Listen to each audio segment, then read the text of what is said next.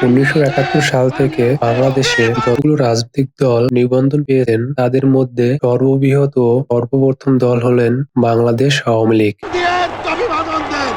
শেখ মুজিবের পথ ধরো, বাংলাদেশ স্বাধীন করো, মুজিব ভাইয়ের পথ ধরো, বাংলাদেশ স্বাধীন।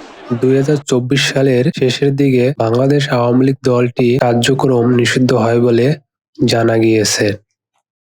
আর যদি তারা নির্বাচনে অংশগ্রহণ না করে তাহলে তাদের ভোটগুলো কাকে দেবেন এ নিয়ে একটি জরিপ চলছে। যারা আওয়ামী লীগ সমর্থক রয়েছেন তারা কি ভোট কেন্দ্রে যাবেন নাকি ভোট বর্জন করবেন, এটি কমেন্টসে জানাবেন দয়া করে। আপনার মূল্যবান কমেন্টসই সাধারণ মানুষকে উৎসাহিত করবে বলে আমি মনে করি।